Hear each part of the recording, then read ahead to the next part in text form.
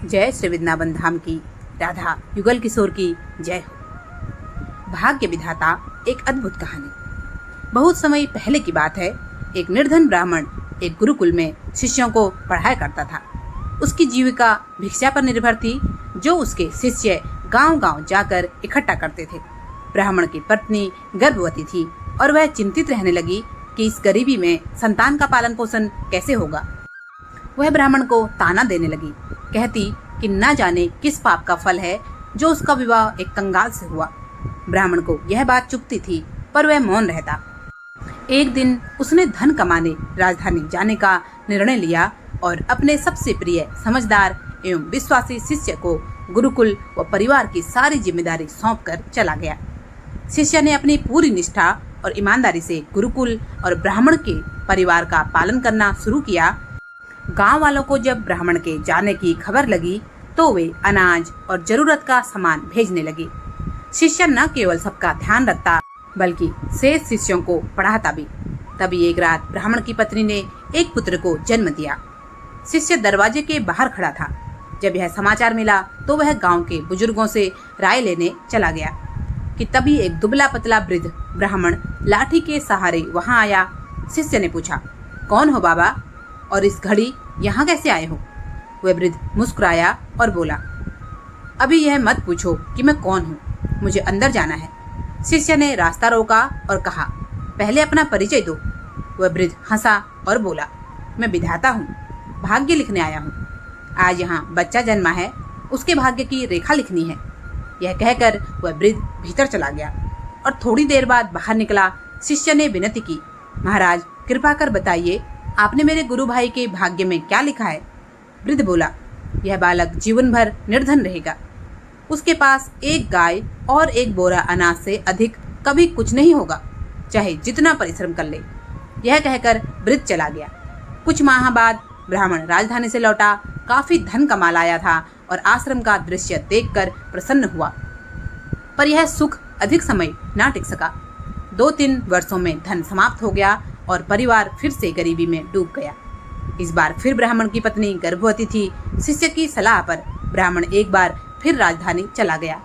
समय बीता और इस बार ब्राह्मणी ने एक कन्या को जन्म दिया।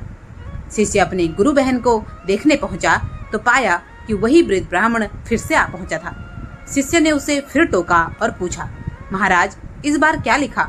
विधाता बोला, इस कन्या का विवाह नहीं होगा। बहुत लोग देखने आएंगे, लेकिन यह आजीवन अविवाहित रहेगी। शिष्य को क्रोध आया, पर वह कुछ कर नहीं सका। समय बीता, कई वर्ष बीत गए, लेकिन ब्राह्मण राजधानी से लौटकर कभी नहीं आया। कोई कहता वह मर गया, कोई कहता संन्यास ले लिया। शिष्य ही अभी पूरी आश्रम और परिवार का पालन करता था। उसने ब्राह्मण के बेटे और बेटी दोनों को शिक्षित किया और योग्य बनाया। जब पुत्र 20 वर्ष का हुआ तो शिष्य ने सोचा, अब गुरुकुल की जिम्मेदारी उसे सौंपी जाए। जाते जाते उसने गुरु भाई को 2 बातें कही। मेरी बात ध्यान से सुनो। पहली बात, कभी भी घर में दूध देने वाली गाय और भरा हुआ अनाज का बोरा मत रखना, वरना जीवन भर निर्धन रहोगे। दूसरी, जब भी कोई व्यक्ति तुम्हारी बहन से विवाह की बात करे तो 100 स्वर्ण मुद्राएं मांगना और तभी बहन को दिखाना। गुरु भाई ने यह वादा किया। अगले दिन गांव के पुजारी ने एक गाय और अनाज का एक भरा हुआ बोरा उनके घर भेज दिया। उसने उसे बेच दिया।